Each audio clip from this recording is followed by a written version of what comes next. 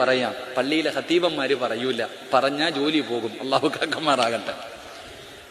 ആരെങ്കിലും നിങ്ങളുടെ നാട്ടിലെ ഒരുത്തം മരിച്ചു കഴിഞ്ഞാൽ അവനെ കുളിപ്പിക്കുകയും വേണ്ട, നിസ്കരിക്കുകയും വേണ്ട, നേരെ കൊണ്ട് കുഴിച്ചിട്ടേക്കണം. അള്ളാഹു ഈമാൻ തരുമാറാകട്ടെ.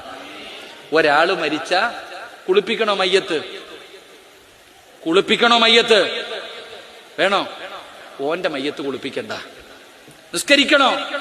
പള്ളി പോലും കയറ്റണ്ട, പൊതിഞ്ഞോണം കൊണ്ട് കുഴിച്ചിട്ടേക്കണം. അള്ളാഹു കാക്കുമാറാകട്ടെ. അള്ളാഹ് കാക്കുമാറാകട്ടെ. ആരാന്ന് പറഞ്ഞുതരട്ടെ? ആരാന്ന് പറഞ്ഞുതരട്ടെ? ഇത് പള്ളിയിൽ ഉസ്താദിന് പറയാൻ പറ്റുമോ? പറഞ്ഞു കഴിഞ്ഞാൽ ജോലി പോകും. അവൻ മരിച്ചു കഴിഞ്ഞാൽ പിന്നെ അവന്റെ മയ്യത്തൊന്നും കുളിപ്പിക്കണ്ട, കൊണ്ടങ്ങ് കുഴിച്ചിട്ടാ മതി. അള്ളാഹു കാത്തിരക്ഷിക്കുമാറാകട്ടെ. പറഞ്ഞുതരട്ടെ? പേടിയുണ്ടോ? പറഞ്ഞുതരട്ടെ? ഷോക്ക് വരും, അറ്റാക്ക് വരും. അള്ളാഹു കാക്കുമാറാകട്ടെ. ഇരിക്കണ പലതും എഴുന്നേറ്റ് ഓടേണ്ടി വരും. ഇവിടെ ഇരിക്കണ പലതും എഴുന്നേറ്റ് ഓടേണ്ടി വരും. ഓനെ പിന്നെ എന്ത് ചെയ്തിട്ടും കാര്യമില്ല. പ്രത്യേകിച്ച് ഇന്നത്തെ ചെറുപ്പക്കാര്. എന്തിനാ മക്കളെ വെറുതെ ഉള്ള സന്തോഷം കളയണേ? അള്ളാഹു കാക്കുമാറാകട്ടെ. ഞാൻ തമാശ പറഞ്ഞതല്ല. ഓനെ കുളിപ്പിക്കുകയും വേണ്ട, ഒന്നും വേണ്ട. ആരെയെന്നറിയോ? ഈ മുടിയിൽ പെയിന്റ് അടിച്ചിട്ട് നടക്കണ ചില സാധനം ഉണ്ടല്ലോ.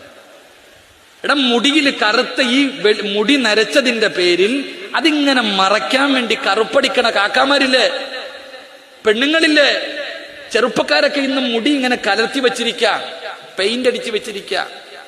ഓനെ കുളിപ്പിച്ച കുളി ശരിയാവോ? നിങ്ങൾ പറയടോ, കുളിപ്പിച്ച ശരിയാവോ? അവനെ കുളിപ്പിച്ച കുളി ശരിയാവോ? കുളി ഒതുവെടുത്ത ശരിയാവോ? അപ്പൊ പിന്നെ എന്തിനാ ഇവനെ കുളിപ്പിക്കുന്നത്? എന്തിനാ കുളിപ്പിക്കണേ? എന്തിനാ പള്ളി കൊണ്ട് നിസ്കരിക്കുന്ന? ഒതുവില്ല, ഒന്നുമില്ല.